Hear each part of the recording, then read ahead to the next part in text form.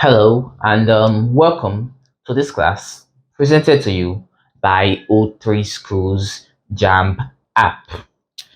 Now, we've been saying this and we shall continue to say this. O3Schools JAMB app is simply the best possible application you could use while preparing for your JAMB. Now, we are sure aware JAMB is computer based. So your JAMB will be a computer based test, CBT. Now, while preparing for this exam, it is paramount to you to not just read, but actually prepare for the CBT aspect of the exam. If you are not very good with computers, you would have to learn how to do that. And even if you are good with computers, it will do you a whole lot of good. So try see how this exam looks like before going there that day. I have you to figure out how to navigate the app. This is where O3Schools JAMB app comes in. O3Schools JAMB app can be installed on both your phones and your laptops and computers so that you can actually be able to put this app and you can set for mock exam mode. In mock exam mode, you'll be able to see that your computer will appear exactly as your JAMB would appear on that day. So you can see the questions, you can see the calculators, you can see like next, the submit icon and everything. So I try to learn how to navigate your JAMB app so that when you get it that day, you don't make a silly mistake such as maybe submitting after one question or getting there and saying you are not aware how to change from one subject to another. These simple things which you should know before setting foot inside the exam hall are the things that your O3Schools JAMB app is here to help you with. And even more than that, the O3Schools JAMB app also has additional features. One of them, my personal favorite, is the question search feature. Now, within this question search feature, you are actually able to go there and you can search for questions by topic. If you search for a question, if you search for a topic, all the questions which JAMB has set under that topic actually pop up within your app and you are able to answer them. That means that while you do your reading, say you've read a particular topic, to ensure you have it all settled and you can see different ways JAMB can approach that topic, you simply open your O3Schools JAMB app, search for that topic within its relevant subject, and answer the questions that come out. If you can answer them, then you know, yes, you're ready for that topic. If not, you know you have to do a little bit of further reading. So that's just one other additional feature. There's also the informative part of the app, wherein you get a lot of information as regards different schools, the courses they offer, both the UTME and SSC requirements to study those courses in those universities. So your O3Schools JAMB app truly has a lot to offer you. All you simply have to do, download the app, install it. After installation, you realize you are initially restricted within the app. For example, you can only answer 5 questions within the exam mode. And the reason for that is because you have to activate this app. To activate this app costs the sum of 2,500 naira only. Very, very cheap, very, very affordable. If you're going to buy your hard copy past questions, you're writing 4 subjects in JAMB, you will definitely spend more than this amount of money to purchase those. But within your O3Schools JAMB app, you have access to all the subjects JAMB has to offer for just 2,500 naira only. So you activate your app. There are several ways to pay for this. Once you click on buy activation key, you'll be presented with different options. You can pay with transfers, POS. You can even go to deposit the money in the bank, and you could also pay it online with your ATM card. Whichever method you prefer, you can simply use that and pay for this app for activation.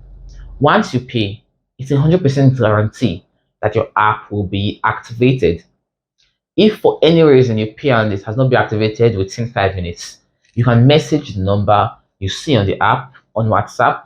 Just send your receipt and inform him or inform the agent that this is what happened. I have paid and I have not been activated. I assure you, shall be responded to and your app will be activated as soon as possible. So there is nothing to be afraid of that you pay for your app and it not be activated. No, it's a 100% guarantee that O3Schools JAMB app will activate your app once payment has been made. It's very, very simple. So please get your app, activate it, and you can follow us as we go through this class. And in this class, we shall be looking at swords. Now, for JAMB, sword is one of the most important topics. Not just for mathematics students, no, even for the non-mathematics students. Reason why is, as you are aware, your JAMB calculator is very limited. You have plus, minus, times, divide, and square roots. That means that in a lot of solvings, rather than giving your answer in decimal form, they tend to leave the answers in short form a lot, which means you must know swords. So, even if you're not a math student, I recommend you come watch this video because swords play a very important part within all calculations. You must use swords. So, what's a sword? A sword is typically an irrational number expressed under a square root. So, irrational number is expressed in form of root. That's because while the square root of 4 is 2 exactly, and the square root of 9 is 3, if you're to find the square root of 5, realize you're having a decimal number. And this decimal number has no true end. So it is very preferable to leave it in for 100% accuracy as simply root 5. So a sword is very simply any number under the square root. Root 8, root 21, whatever can be a sword. However, there are rules that govern how you can use these swords. So let's start by taking a look at those rules. So rules of swords. Okay, rule 1, root A plus root B is not equal to root A plus B. Typical mistake when you say root 4 plus root 3. Your answer is definitely not root 7. You cannot just put them under one square root and solve. For example, root 16 plus root 9. If you solve this individually, root 16 is 4, root 9 is 3, and this is 7. But if you make the mistake of combining them to become root 16 plus 9, you realize that 16 plus 9 is 25, and that root 25 is 5. Obviously, 7 and 5 are not equal. That means root A plus root B is not equal to root A plus B. And in the same way, root A minus B, root A minus root B, is not equal to root A minus B. So these do not work. For plus and minus, you cannot just combine them under one square root. What then works? Your multiplication works. Root A times root B is equal to root AB. So you can try to put them under one square root and the answer remains the same. While division also works. So root A over root B is equal to root A over B. So these are the first rules of sword. Number 5 is that root A times root A is equal to A. Any sword multiplying itself gives you that sword minus the root. The root split goes away, but the number which was under the square root will definitely come out. While one more rule, which you must know, is that if you're having root A squared times B, so if under your square root you're having two numbers multiplying and one of those numbers is a perfect square while the other isn't, then the one that is a perfect square can come out of the square root. But when it does, it loses its square. So this comes out as A, while this one, which was not a perfect square, remains under the root. Now this is the method used to reduce swords. For example, root 8. Root 8, if you look at options, if you solve any question that has swords, your answer will not be like root 8. No, instead you realize that what they do is, what can multiply to give me 8, or 1 will be a perfect square? You realize that that is 4 times 2. And 4 is simply the same thing as saying 2 squared times 2. So you see, in this case, 4 is a perfect square, and that's 2 squared. So this 2 can come out as 2, while this 2, which does not have square root, remains within the surd as root 2. So this is used to reduce surds from any form. So it doesn't matter the number. Even if the number was something as big as 63, you can remember that 63 is going to be 9 times 7. The square root of 9 is 3, then root 7. See, very easy. And that is how we reduce surds. Then for the addition of surds, you can add 2 surds if they are carrying the exact same surd. What do I mean? 5 root 3 plus 2 root 3. Now, it's just like a coefficient. Because these surds are the same, I could just add the numbers 5 plus 2, 7, and I have the surd here. On the other hand, if they were different, 5 root 3 plus 7 root 2, in that case, I cannot add them together because root 3, root 2. So I simply stop here. Then for your multiplication of surds, we multiply them just like algebra. If you're having a plus b times a minus b, we know how to multiply. We use this first variable to open this entire bracket. Then we use this next one to open this entire bracket. If we're multiplying surds, we do pretty much the same thing. If we're having maybe root 3 minus root 2 times 2 plus root 3, simply means I will use this root 3 to open this entire bracket, and I will use this minus root 2 to open this entire bracket. The multiplication is easy. The only one that is a bit special is division. And what makes division special is that when we divide surds, even if we don't divide, anything we do to surds at all, we do not like to have square roots at the denominator. It is pretty much forbidden in surds. So if you're solving a question and the final answer was 1 over root 3, in surds, we do not stop here. Instead, we use something known as rationalization. Rationalization. What rationalization does is that, no matter the question, it enables you to get rid of that square root at the denominator. So it simply helps you solve, and once you are done, the square root will be gone from the denominator. How do I do that? There are simply 2 ways. A, if I'm having, for example, 2 over root 3, I'm having just a single surd as my denominator, I can multiply top and bottom by this denominator.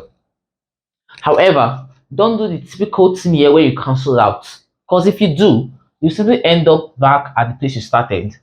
If this cancels this, you end up with 2 over root 3. And then, what was the point of multiplying in the first place? Instead, rather than cancel out, you actually use them to multiply as written. So we're having 2 over root 3 times root 3 over root 3. 2 times root 3 is 2 root 3. And the root 3 times root 3, as we are aware, root a times root a is a. So root 3 times root 3 becomes 3. And as you can see, voila, no more square root in my denominator. So we can leave our answer like this. We have root square root at numerator, but never at the denominator. This is the first method. Now the second is, what if the denominator has 2 surds, or has a surd that is doing either addition or subtraction? For example, 5 over 2 plus root 2. In this case, I can just multiply by root 2 because there's addition here. In this case, there's no addition. I could have a number here, by the way. The number doesn't affect me. If it's multiplication, I'm fine with that, just multiplication, 5 times root 3. But if it is addition, then I have to multiply by what is known as the conjugate of the surd. Now, the conjugate of a surd is actually quite easy. Conjugate of a surd simply means to change the sign between whatever is operating to its opposite. That means if what was operating was 2 plus root 2, like we have above, then the conjugate will be 2 minus root 2. So this would be the conjugate. If what was operating was root 5 minus 3 root 2, then the conjugate must become root 5, yes, this time turns to the opposite, plus 3 root 2. So it's very, very easy. Simply to get a conjugate, flip the sign, the values remain the same. That means if I multiply by the conjugate here, that will be times 2 minus root 2, changing the sign from plus to minus. Now my numerator multiplies and I get 5 into 2 minus root 2. But for my denominator, the important thing to now note is that when multiplying conjugates, there's a simple method. The first number times the first number. 2 times 2, 4. Then it's always plus times minus or minus times plus, which will always be minus. Then the second number times the second number. Root 2 times root 2, which is 2. And as you can see, the square root is gone. So I'll repeat for emphasis. If you have square root at denominator, you have to rationalize. And there are two ways to rationalize. If the surd is just there, either multiplying with something else, you can simply multiply by that surd over itself. While if it was adding or subtracting, you simply multiply by its conjugate. See, as it. That is basically all we need to know at the basics to approach surd in your JAMB. Now, if you've taken this, notice the law, and you listen to my explanation, it is time for us to open our O3Schools JAMB app and actually tackle questions on that surds. So, it is time to solve questions.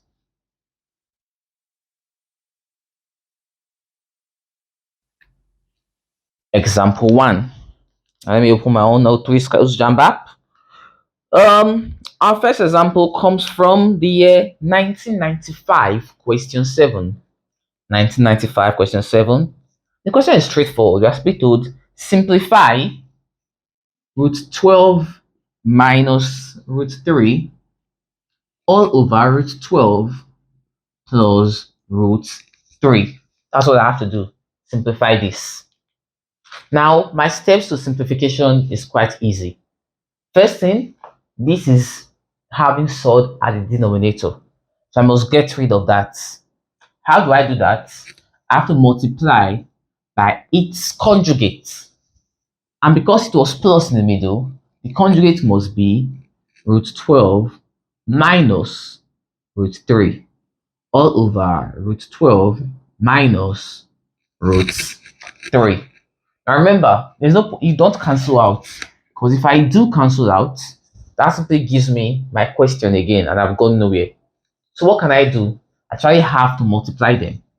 That means my first pair, root 12 minus root 3, times this pair, root 12 minus root 3, all over root 12 plus root 3 times root 12 minus root 3. So let's see. Root 12 times root 12 will move the square roots, and that becomes 12.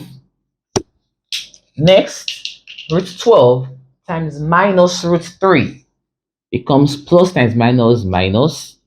And because they are multiplying, then the two numbers can share a square root. 12 times 3. Then I've used this to open this bracket. Now I have to use this to do the same thing.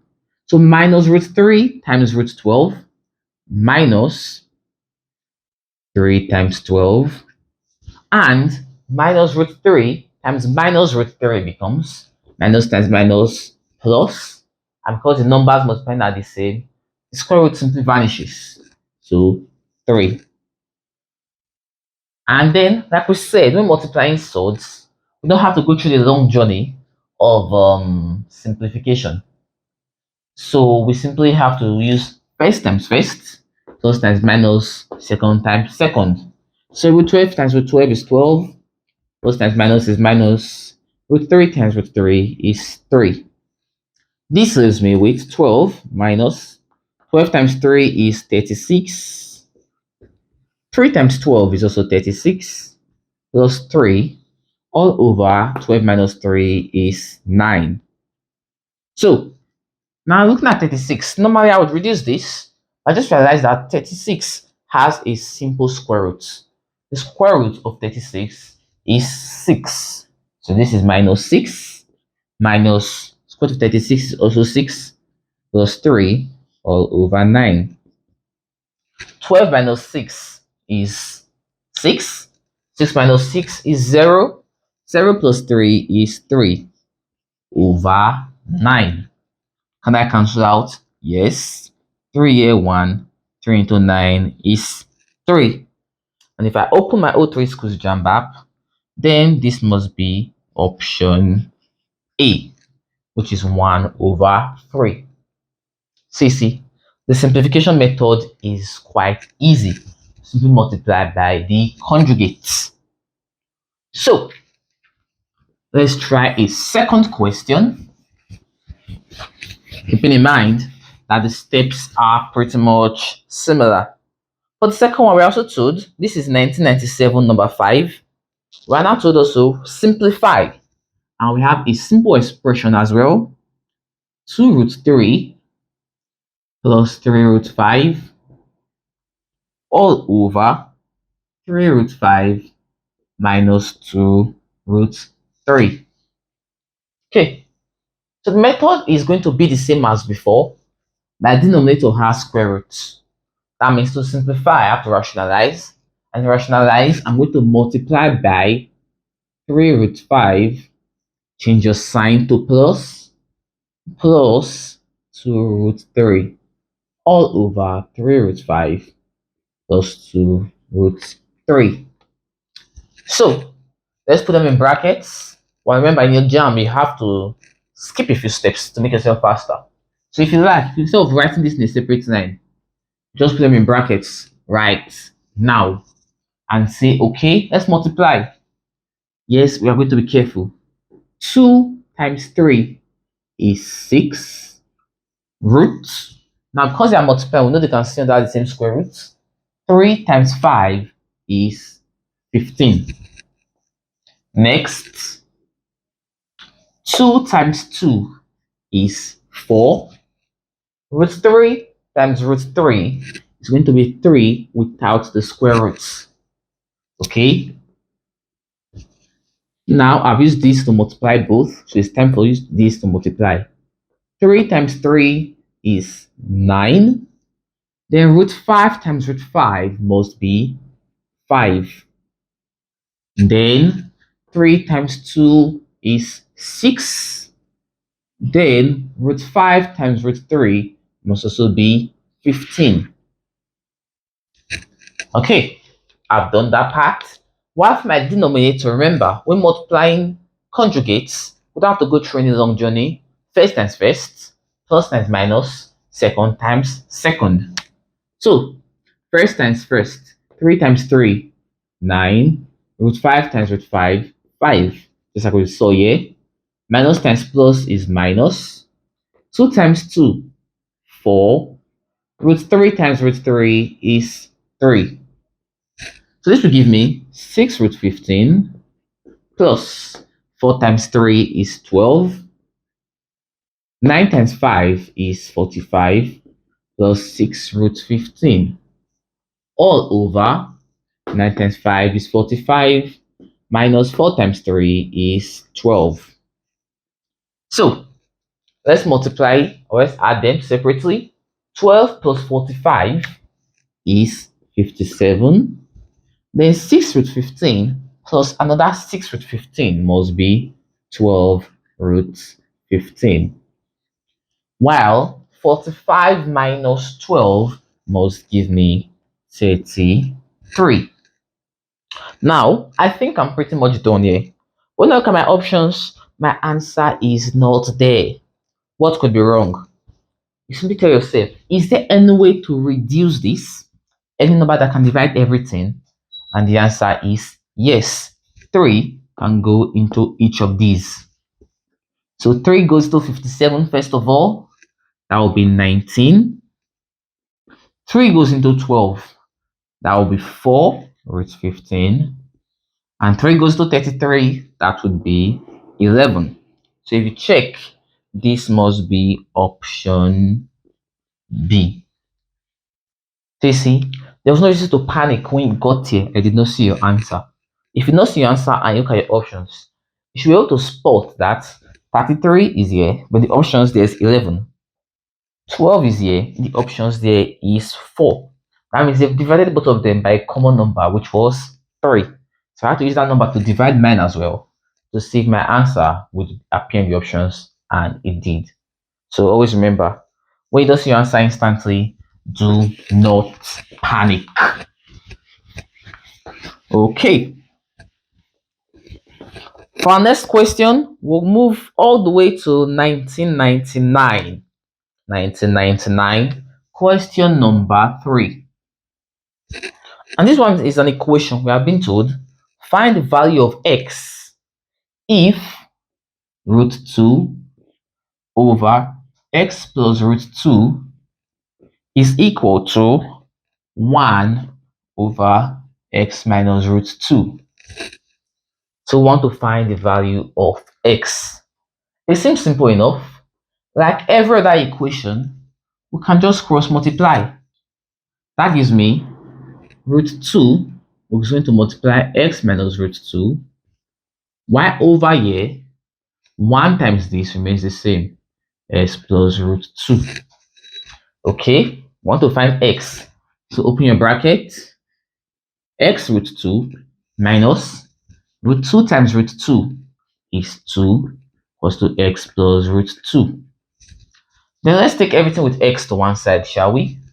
That gives me that x root 2, this x is going to come to the left, giving me minus x equal to root 2 minus 2 goes that way, and that is plus 2.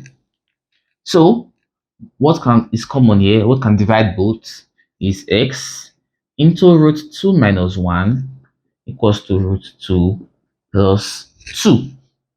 And to make x stand alone, that becomes over root 2 minus 1 over root 2 minus 1. So x equals to root 2 plus 2 over root 2 minus 1.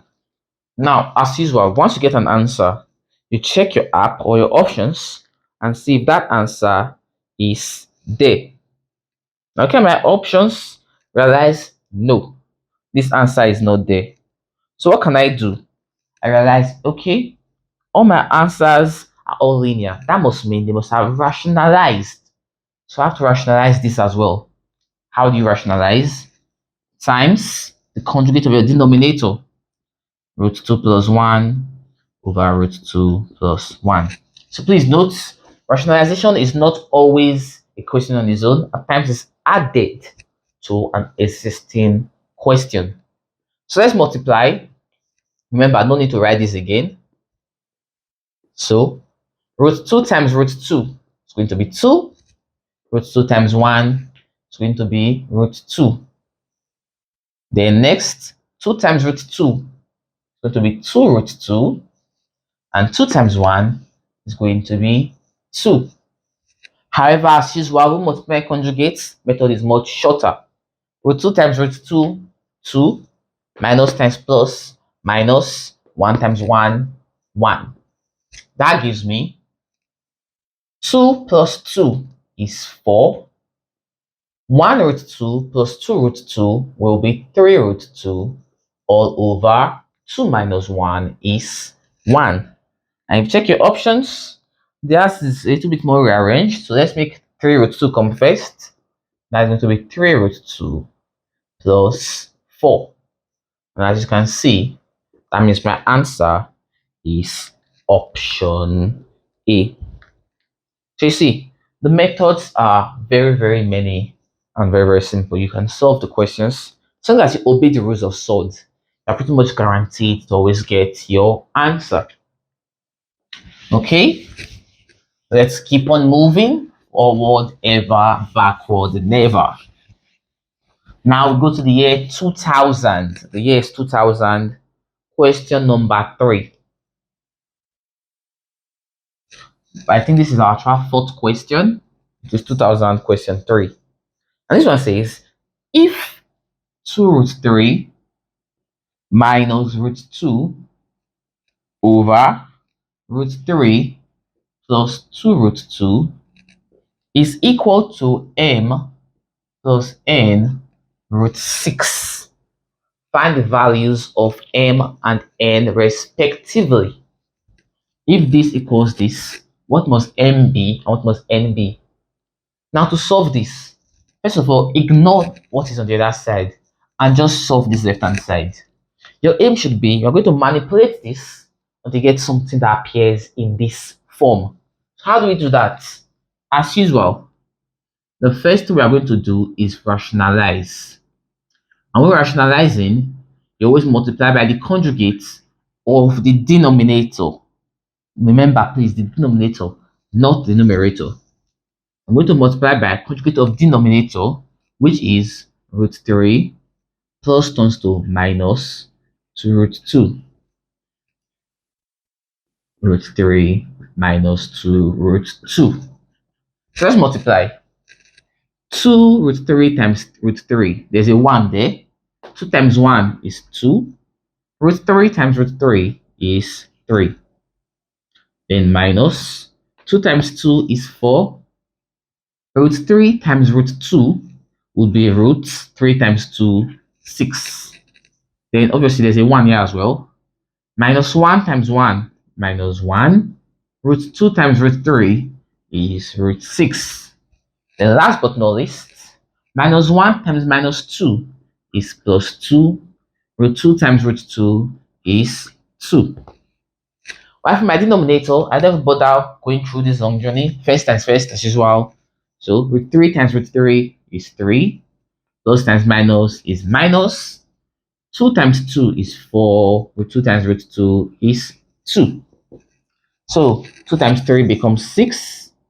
Minus 4 root 6 minus root 6 plus 2 times 2, which is 4. All over 3 minus 4 times 2 is 8. What would that give me? 6 plus 4 is 10. Minus 4 root 6 minus root 6. That's basically saying minus 4 minus 1.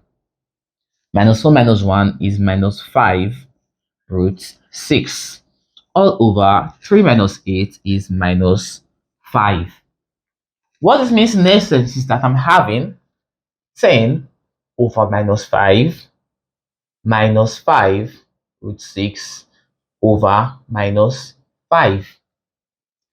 10 over minus 5 is going to be plus divided by minus, minus 2. Minus divided by minus here is going to be plus. 5 over 5 is 1, so root 6. If I then compare this to m plus n root 6, that means where my m is here, the number occupying its position is minus 2. Where my n is, the number occupying its position is that invisible 1, which is 1. And therefore, values of m and n respectively must be m is minus 2. So that should come first. And n is 1. Meaning, I'm going to shade option B. Alright, so we move on. Our next question, which is our fifth question, is from the year 2003.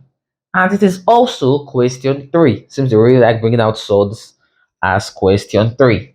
This one is simple. This one says simplify root 98 minus root 50 all over root 32. Root 98 minus root 50 over root 32. Now this one looks a bit different. I don't have to bother rationalizing first. Why is that? The numbers are all too big. There must be a way to break them down. That means I have to reduce the swords. How can I reduce root 98? Root 98.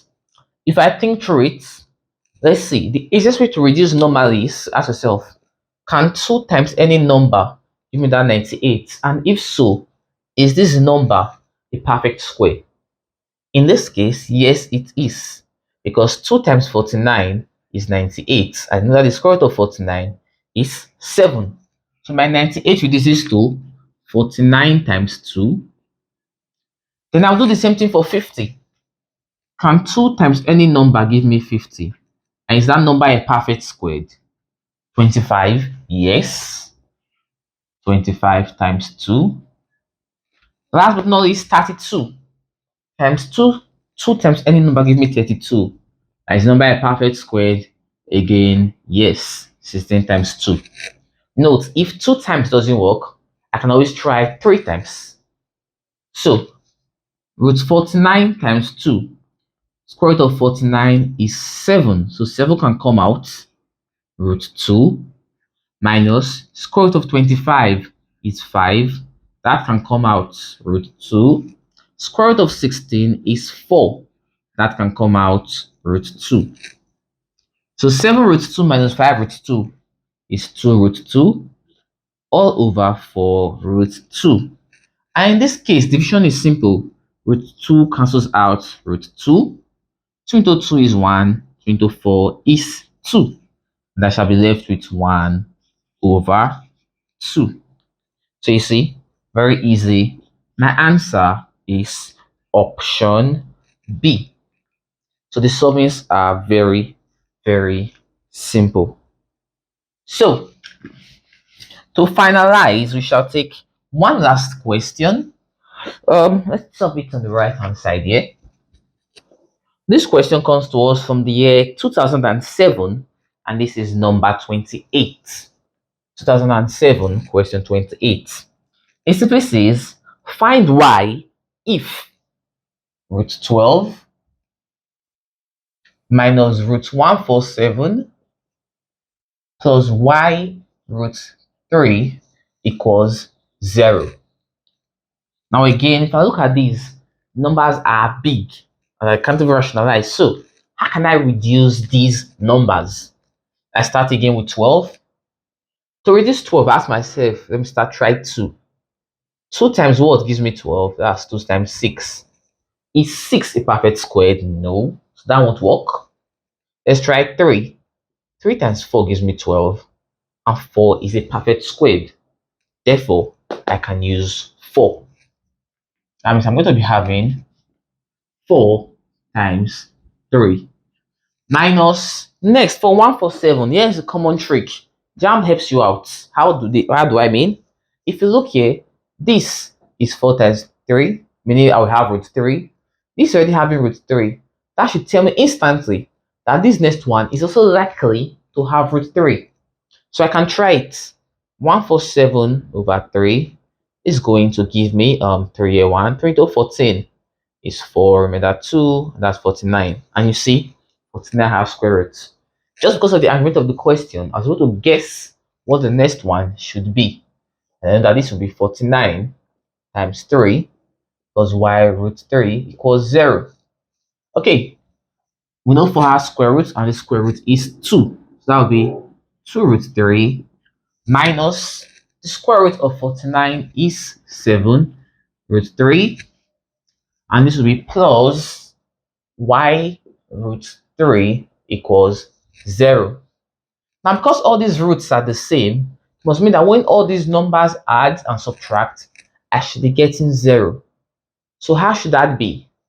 2 root 3 minus 7 root 3 is minus 5 root 3 plus y root 3 equals 0. Let's take y root 3 on one side. Y root 3 equals, this crosses and becomes 5 root 3. Both sides have root 3, so that can cancel out. And y must be 5, which is option A. And with this, I've done with the examples with which I intend to share with you guys. So this is the method of solving. It is the same. If the number is large, you can reduce it. If the number is small but in fraction form, you can rationalize. Very, very easy. And now I'm going to give you some questions, which I hope you try, and you can comment your answer on this YouTube video right here, and we shall be replied. If your answer is correct, we shall tell you it is correct. If it is wrong, we shall try to point out the steps you should take to get the correct answer. So, assignment. So you can open your O3Schools JAMB app, and you can try the question from 2010, question 9. Also, from 2009, question 9. Then also, from 2008, also question 9. Then also, you can look at 2006, question 23. Question 23. And last but definitely not least, you can also go to 2004, question 44. So I would like you to try solving these 5 questions. And remember, you can comment your answer and you shall be responded to. As either correct or wrong. And if wrong, we shall try to point out the steps you should take to attain the right answer. Please subscribe to this channel to get more videos teaching you different topics as you prepare for your exam. These short tutorials shall richly help you, as well as getting your O3Schools JAMB app and activating it. So please do this, and success shall be yours. My name is Athanasius. Thank you very much for watching.